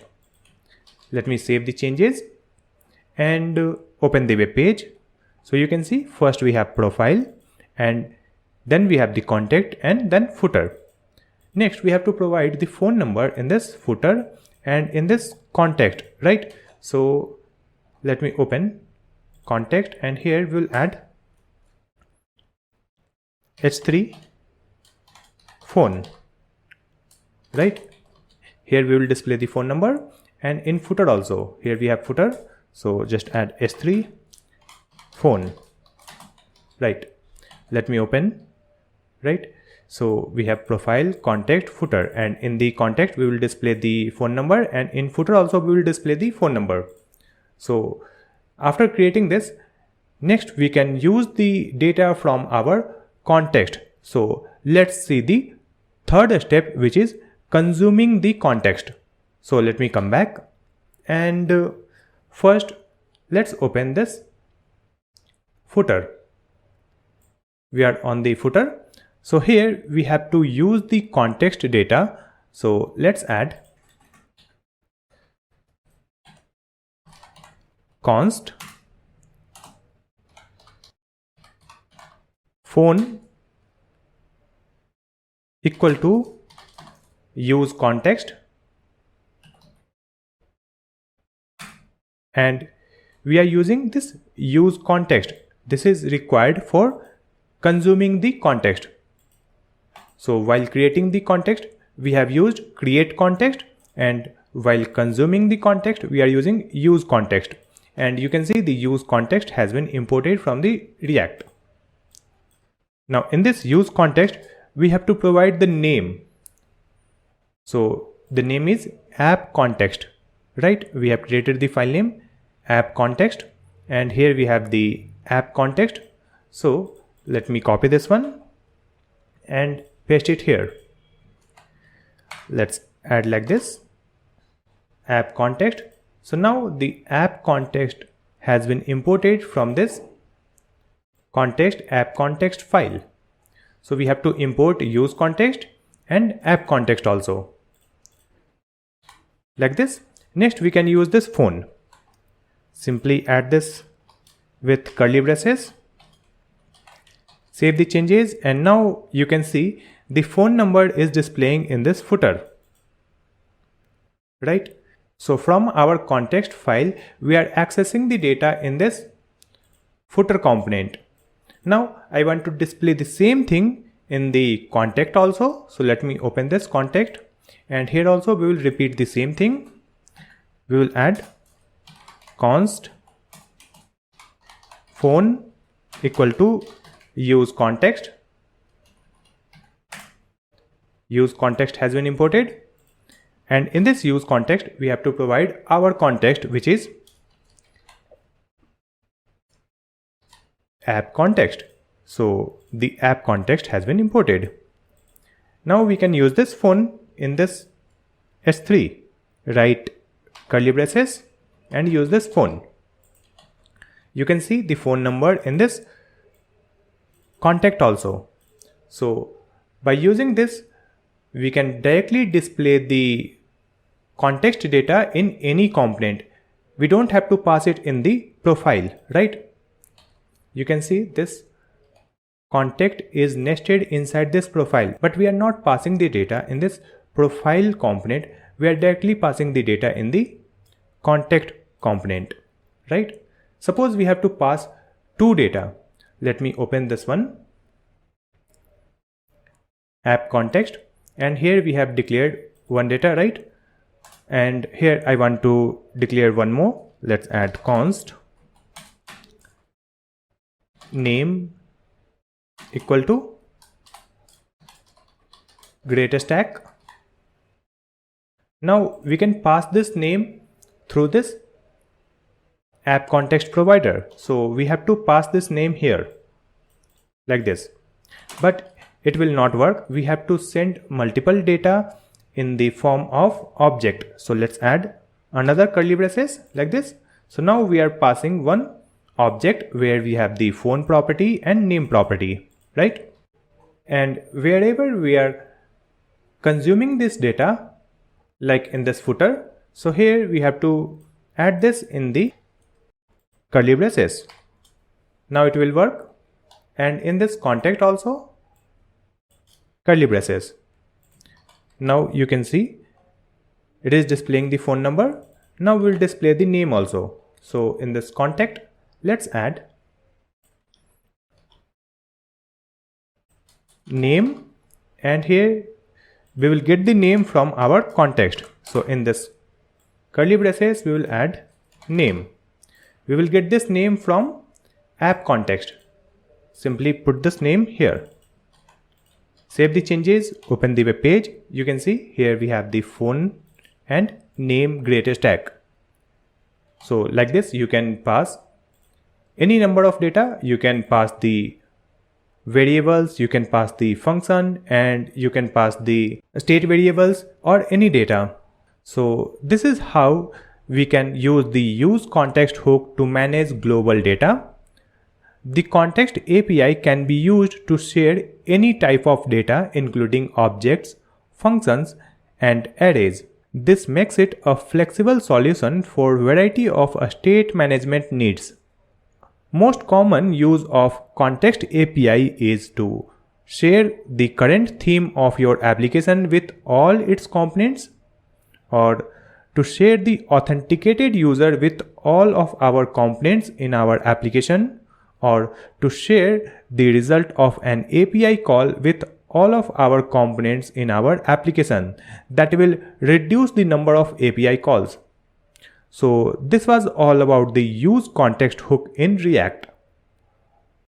Now we will learn about useReducer hook. useReducer is similar to useState, but instead of providing a state and setter function, it provides a state and dispatch function. The useReducer hook accepts two arguments. First is reducer function, and the second one is initial state. And it returns the current state and dispatch method. So its first argument, reducer function, is the function that specifies how the state gets updated. Let's understand this hook with an example. So here we have created one simple counter. You can see we are displaying the count in this H1. Then we have two buttons, and we have created this count state using the useState hook, and the initial value is 0. And here we have added setter function setCount that will increase the value by 1, and this decrease button will decrease the value by 1. Let me show you the web page also. You can see here we have this counter. If I click on this increase button, the counter value is increasing. And if I click on decrease button, it is decreasing the counter value. Now we will create the same counter functionality using useReducer hook. So first we have to import the useReducer from React. So let's add import useReducer. So we have imported useReducer from React. Now we can use this useReducer hook. So let's add it here. And this useReducer accepts two arguments. The first one is reducer function, and the second one is default state. So here let's add reducer, that is the function, and here we will add the second parameter, that is the state. So here we will add the initial state. Let me remove this previous state, which is count, that we have created using useState. We will remove this one. And here we have added useState, Reducer and state. So here we can directly provide the state like this. We will add count 0. Like this we can provide the initial state, and this is the reducer function. Or we can also declare it here. Like we'll add const initial state equal to this object and provide this initial state here. This useReducer returns one array, same as useState hook. So let's add const, then one array, and in this array the first value will be state. So this useReducer will provide a state, and the second value will be dispatch method. So just add dispatch. When we use the useState hook, we get the state and one setter function, but when we are using useReducer, we will get a state and dispatch method. So for this useReducer, we have added the initial state, that is here. Next, we will declare this reducer function. So we have to declare this reducer function here before this line. So let's add const reducer equal to, and this reducer function accepts two parameters. The first one is current state, and the second parameter is action like increase, decrease, etc. So the first one will be state and the second one is action, and it will be one arrow function. Now this will return the updated state. So here we have the initial state and the count is 0. So we will update this state. Just add return and provide this one, and here we will return the updated value. So just add state dot count plus 1. Why we are adding a state dot count? Because from this useReducer we will get the state here, right? And in this state we have the object with count property, right? So to access this count we have to write a state dot count. So we are adding a state dot count and we are increasing the value by 1 like this. Now we can use this state.count to display the counter on our web page. So instead of count, we will add a state.count. So it will display the current count state on the web page. And now we have added this state here. And to update this state, we can use this dispatch method. So just copy this one, and instead of this set count, let's add dispatch. That's it. Let me add this one in the second button also, right? So whenever we will click on this button, this on click property will call this dispatch method, and this dispatch method will update this state. How it will update? It will call this reducer function, and this reducer function will add 1 in this current state, right? Let me save the changes and open the web page. You can see if I click on increase button, it is increasing the value by 1. Let's click again, it is increasing. And if I click on this decrease, it is also increasing the value, right? Because we have just added the reducer function that returns the updated state with +1, right? Now in this dispatch method, we can provide the action also. So here we can write type, and in this type we will provide increase. Like this, we have to provide it in curly braces. So with this dispatch, we are providing the type increase, and in the second one we will provide the type decrease, like this. And now based on this type, this reducer function will calculate the different return value. So instead of returning this, we will add the switch case, right? And that switch case will work on this action. Here let's add one switch statement, and let's take this action dot type, and based on this type we will add different cases. So let's add case, and if we will get this increase, so when the case is increase, here we will add the return statement. So let's provide this one. So when the action is increase, it will return this one, return count, and it will increase the count value by 1. Now we will add the second case. Here we have to provide the colon. Now let's provide the second case. It will be decrease.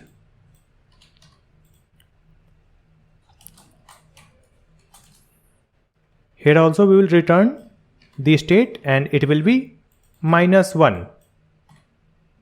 Now we will add the default case. So just add default.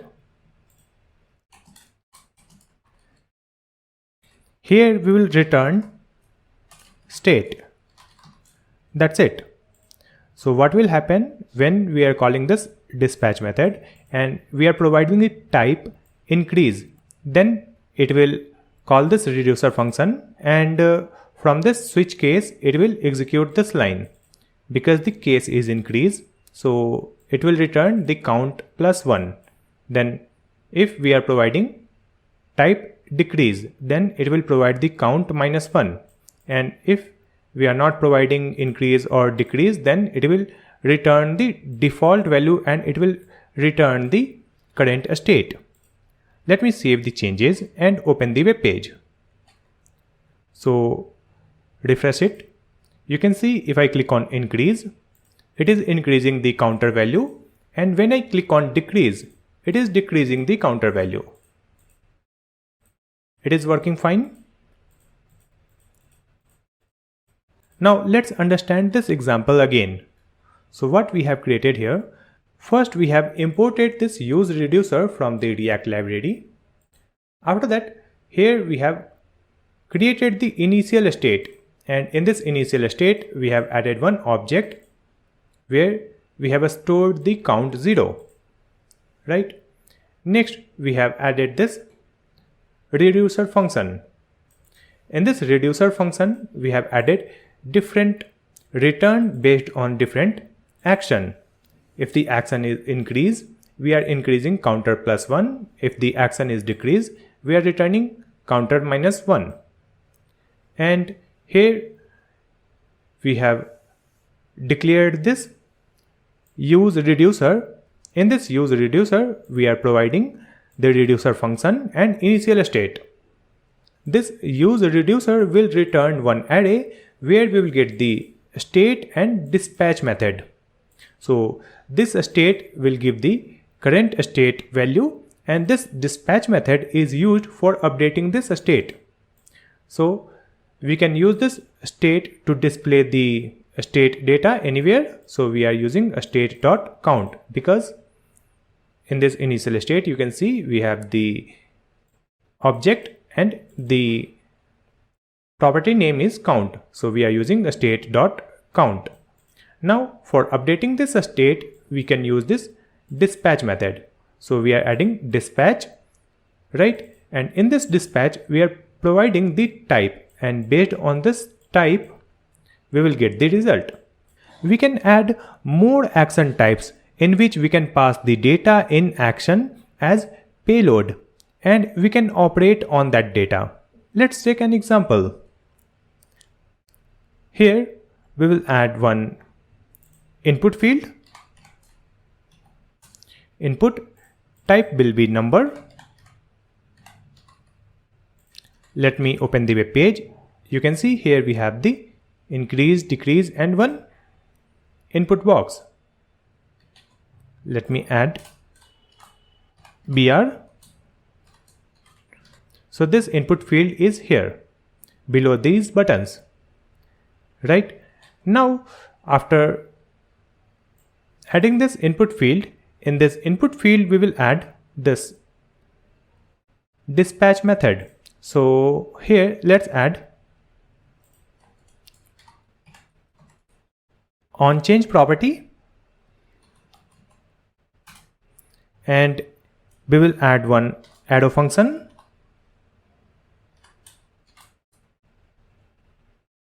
And in this one we will provide this event.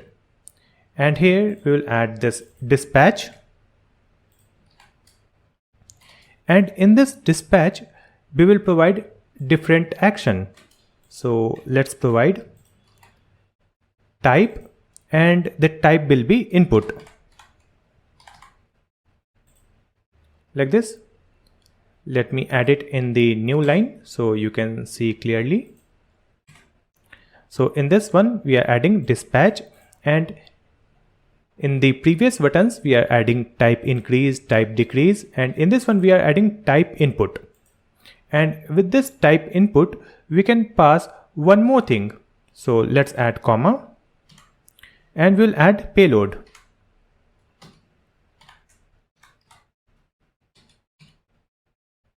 And in this payload we will add event.target.value. So whatever value we will input in this input field, we will get that value here and we will get that value in string. So let's convert that value in number. So just add number and add this e.target.value like this.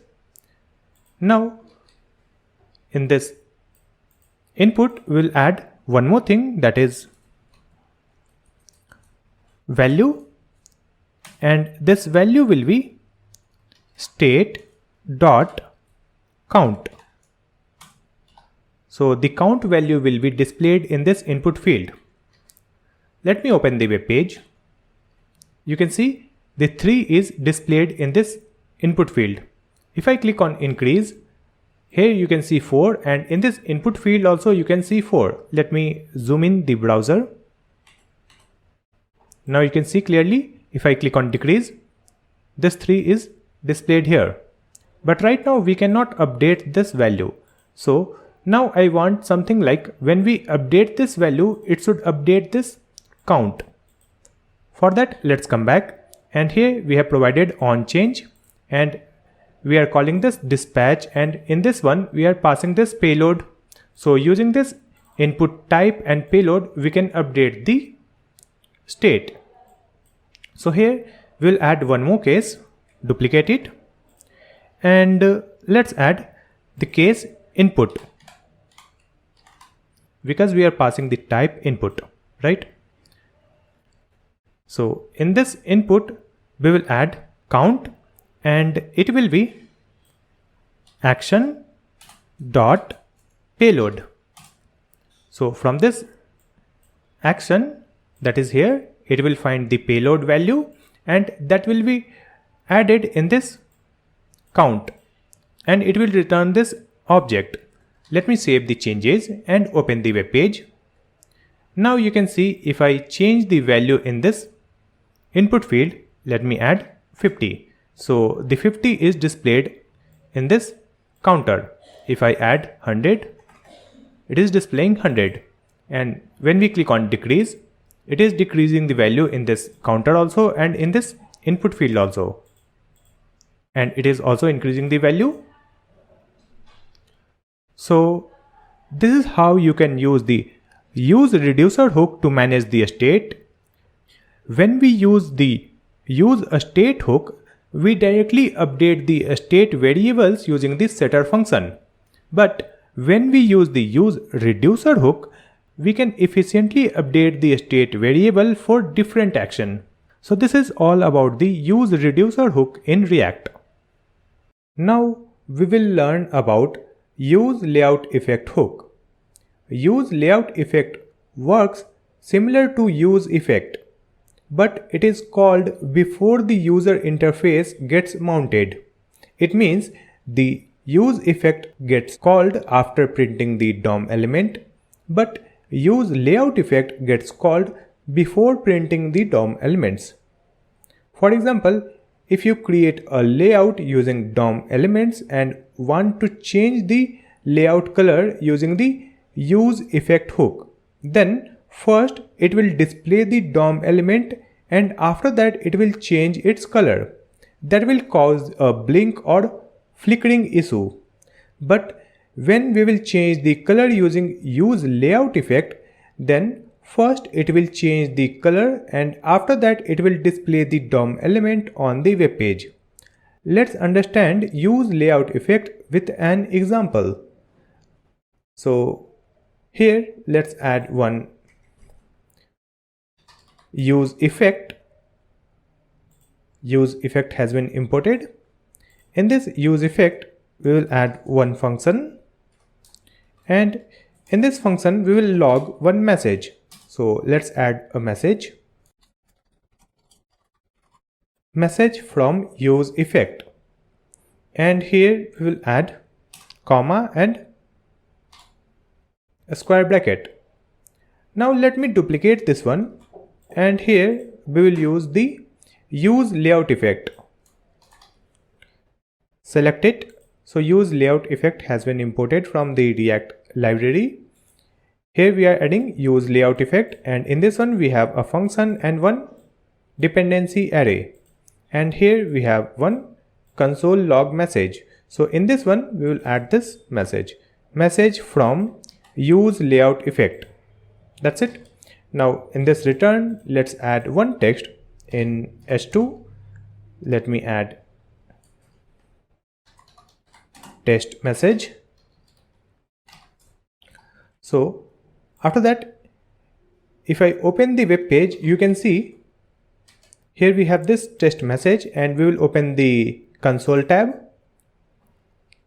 So in this console, you can see first we have the message from useLayoutEffect, and the second one is message from useEffect. But if I come back to the VS Code, you can see first we have added useEffect, which is here. We have added useEffect, and after that we have the useLayoutEffect. But in the console it is printing this message first, and after that it is printing this message. Let me show you the console again. You can see message from useLayoutEffect, and after that we have message from useEffect. So now you can see the useLayoutEffect is executed before this useEffect, and this useLayoutEffect is actually executed before printing this h2. So first it is calling this useLayoutEffect, and after that it will print this DOM element, which is h2, and after that it will display this message in console, which is useEffect. Because this useLayoutEffect is called before mounting this UI element, and this useEffect is called after mounting this UI element. Right now, if I refresh the web page, you can see it is printed very quickly, so you can't see the difference. So let me add some calculation here that will take time to print this UI element. So let me add one array. In this array, I'll add 40,000 and fill this array with empty string, and on this one we will add the map method. We will map each element of this array. In this map we will add arrow function, and here we will add individual item and index, and here we will print the li tag.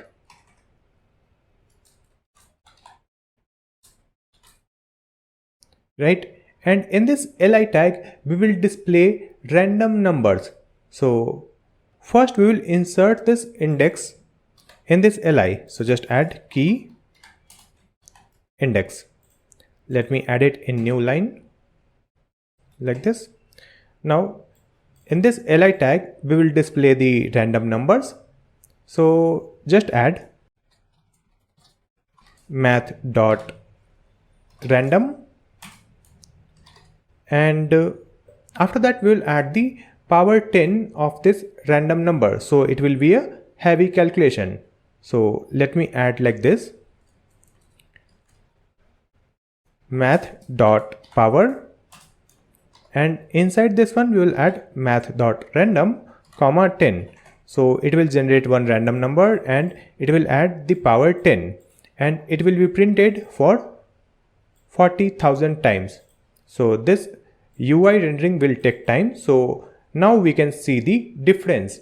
So first it will print this message from useLayoutEffect.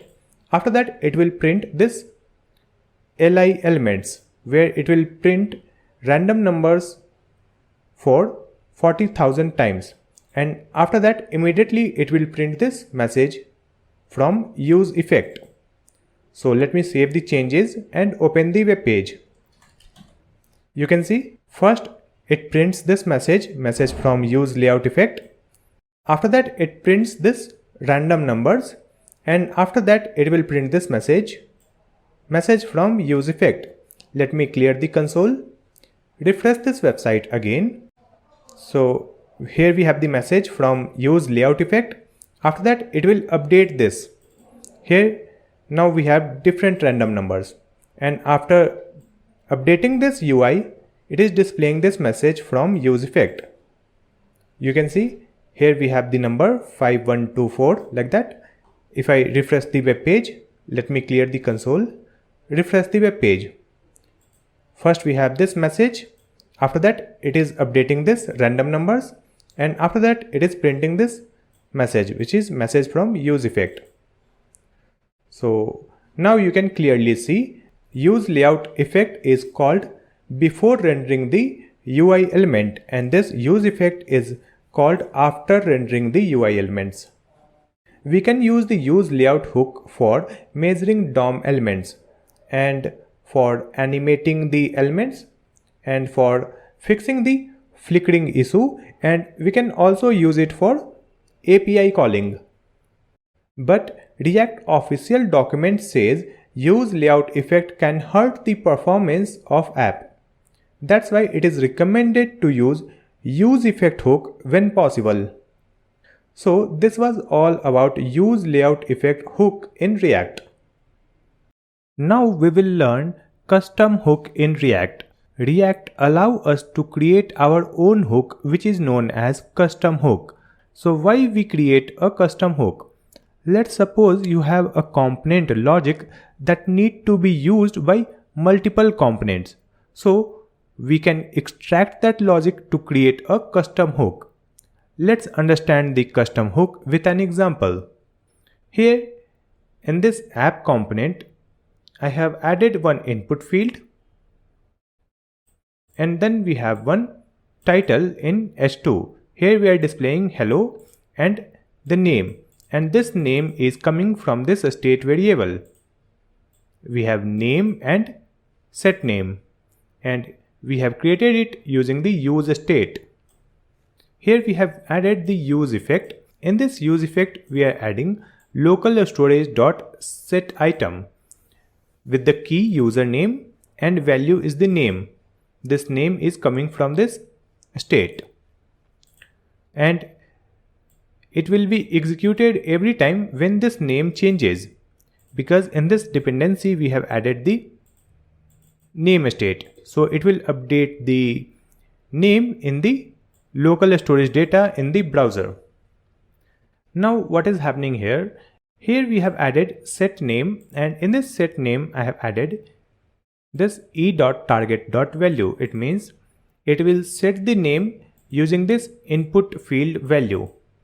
So whenever we will add the new name or change anything in this input field, it will update this name state and it will update the name in the local storage using this useEffect. So this logic will update the data on the local storage of web browser, and this useState will get the data from the local storage whenever we will reload the web page. So here we have added the ternary operator. It will search for this local storage get item. We are adding get item, so it will find this local storage with this key. Key is username, so it will find the data in the local storage with the key username. If it is available, it will set that one in this name. If it is not available, in that case it will add empty string in this name. Right. So let me show you this on the web page. You can see if I reload the web page, here we have the input field and here we have the hello, and there is no name here.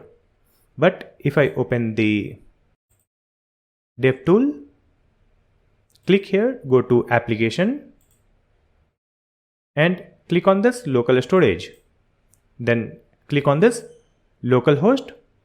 So here you can see one key which is username, because this useEffect will add one data in the local storage with the key username, and in this name it will add this empty string. Right. Now if I add some name here, let me add great stack. So this great stack is displayed on the web page also, and it is saved in this local storage with the key username. So the username is great stack in this local storage. Now when we will reload the web page, you can see this great stack is displayed here, because when we reload the web page, it will find the data in the local storage, and if the username is available, it will display that here using this ternary operator. It will find this local storage get items by username. If it is available, it will display the data, and if it is not available, then it will display empty string. So this logic is working. Now suppose you have to add one more state like this. You have to add ID, then again you have to create one state like this, then you have to add the useEffect, right? Or suppose you have to use this local storage set and get functionality in multiple components, then in the multiple components you have to write this code. So to solve this one, we will use the custom hook, where we will add these logic and we can simply use that in different component, right? So to create a custom hook, we have to add the hook name, and that will start with use. For example, useState, useEffect. So like that we can add any name like useFetch. So let me create a folder in this src and write the folder name hooks. And in this folder we will create a new file, and the file name will be use local storage, because we are adding the local storage functionality. So the file name is use local storage.jsx. Here we will add RFCE like this. Now let's come back and let's remove this logic. We will cut it from here and paste it in this one like this. Now we can use this use local storage in another component. So whenever we will call this use local storage, we will pass some arguments. So here let's add the parameter key that will be stored in the local storage, and with this key we will pass the initial value also. So let's add initial value. Now instead of this username, we will provide this key. So remove this and provide key like this. So it will search the local storage if any data is available with this key. Then it will display the data, or it will display the initial value. So let me copy this initial value and paste it here like this. So this will retrieve the data from the local storage, and this useEffect will set the data in local storage. So in this one, we will provide this key here, and here we will add key. So this useEffect will be executed whenever the name state changes or whenever the key changes. This will execute this useEffect. That's it. And here we have return statement. So in this one we have to return one array, and in this array we will return this state, which is name, and we will also return this set name. That's it. Save the changes. Now our custom hook is ready. In this custom hook, we are accepting two parameters, key and initial value. And using this key, it will retrieve the data from the local storage. And using this key, it will store the data in local storage by using this line local storage dot set item key and this name. Name is here. And after that, it will return the updated state name and this setter function set name. Now we can use this custom hook, which is use local storage. Just copy this one, open app.jsx file. Here we can remove this useEffect useState. It is not required now. And here we can use our custom hook. So let's add use local storage. It is here. So the use local storage has been imported, right? Now in this one, we have to provide the key and initial value. So let me provide the key username, and the initial value will be empty string. And here it will return two values. The first one will be data from the local storage, and the second one is setter function. So let me store it in one array. So the first one is name and the second one set name, like this. So this name will be displayed in this title, and this name value will be added in this input field also, and this set name is used here in set name that will update the data in the local storage. Let me save the changes and open the web page. So here we have some error. Let me come back and open this local storage. You can see in this one we have used useState and useEffect, and we have not imported it. So just we have to import it from React,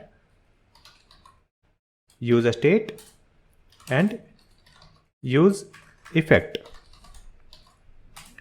That's it. Save the changes, open the web page.